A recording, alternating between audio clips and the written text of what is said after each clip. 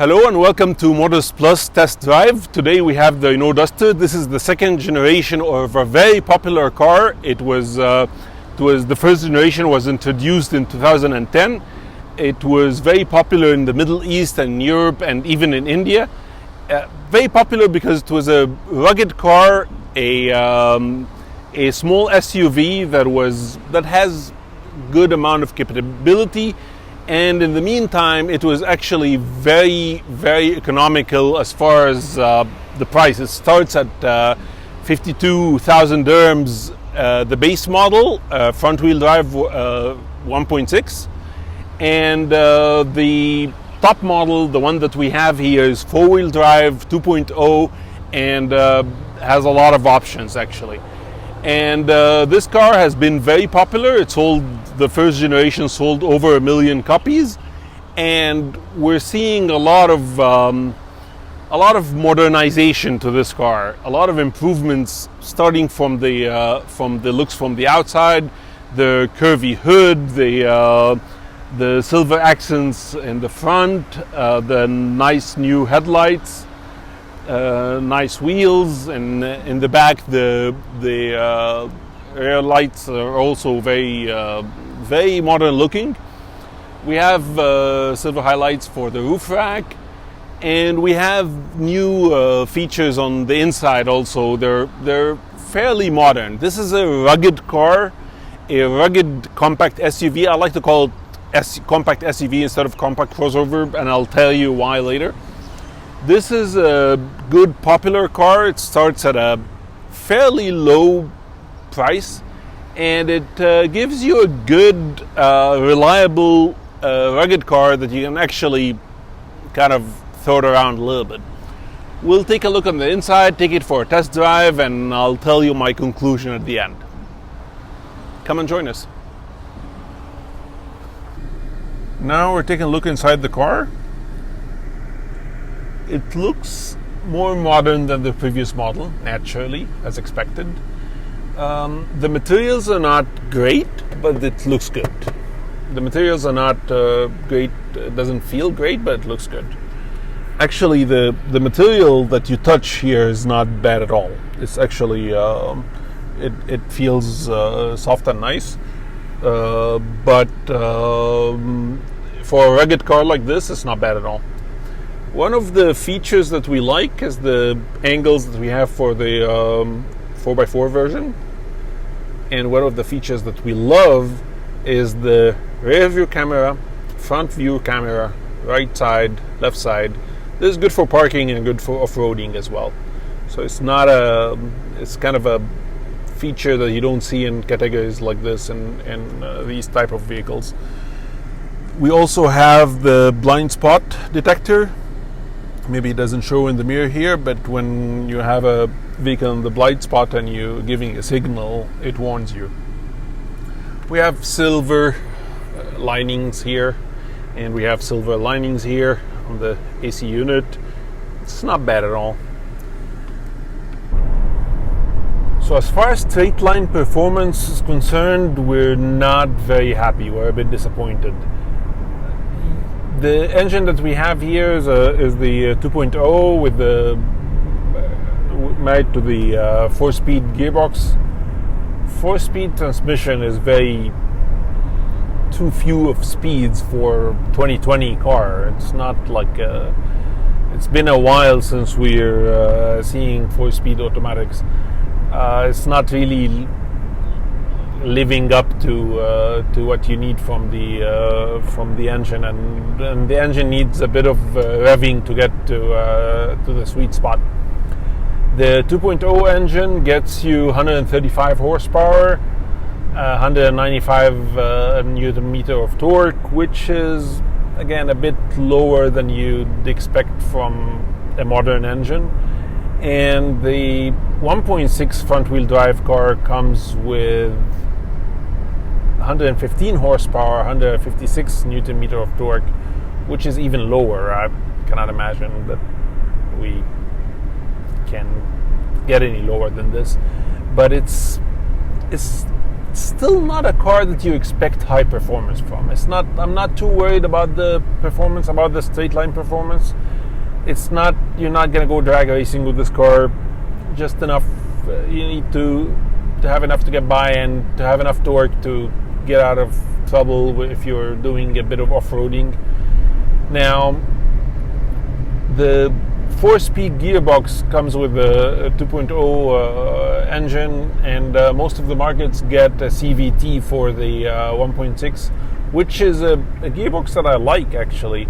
A lot of people worry about breakdowns and maintenance issues with this gearbox, but I'm not too worried about it. I think it's been tested enough that it's actually not that bad now. But let's talk about handling, road holding, and braking.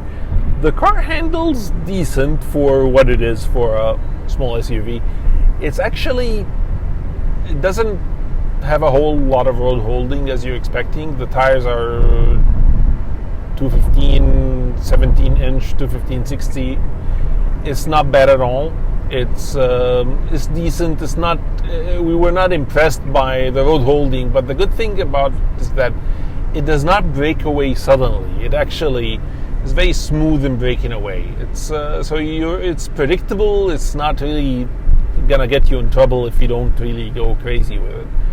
And the braking was not bad either. We did 42 meters from 100 kilometers per hour till 0. It's a very good number for a car this size, this weight, and for a car that is not a particularly sports car or even a sedan for that matter. All right, let's talk about comfort. We've seen a lot of improvement over the first generation as far as like sound insulation, whether it's wind, engine, or tire noise. It's a lot better than the first generation. It's very decent for this category. It's not a bad car at all as far as noises, and as far as bumps are concerned, it's actually a lot more comfortable than I expected. I thought it would be a lot tougher, it would be bouncing around more. I thought it would be rougher on the back and all of that. No, it's more refined than the last generation, but I don't feel that it actually compromises any of its capabilities to handle like rough work. It's still a rugged car, still a tough car, but you don't feel that toughness anymore. It's not as raw as the first generation. And also, there's a little bit of nice little things here and there you wouldn't expect, like the 4 cameras. I love the 4 cameras, and the AC does not have an outlet in the back. It does not have controls in the back, but because it's a small car and it's not a luxurious car, you don't really expect that from a car like this. But it has 2 outlets under the front seats, which actually are very convenient for people sitting in the back. The seats, however, they're not power seats, which is kind of a disappointment. Having said that, the seats are comfortable. They hold you well. They're way better than the ride of the previous generation. It's tilt and telescopic steering wheel. It's not a luxury car.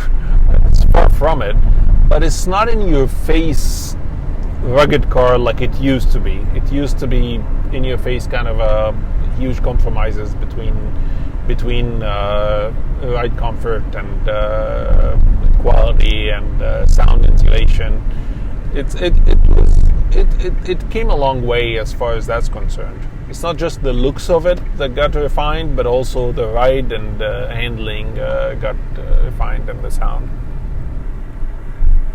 Alright, so what's the conclusion? After we came back from Al-Qudra Lakes, a little bit of off-pavement, not really off-roading, but off-pavement, rough terrain. I've done things with this car that I would not do with a crossover, if you will. This is what I call a compact SUV. It's more capable of handling rough terrain than what you would call a crossover these days. So essentially, I would get this car if you're actually interested in, well, not treating her right, not being rough with her a little bit. And I'm not talking about just because this is the 4x4 version.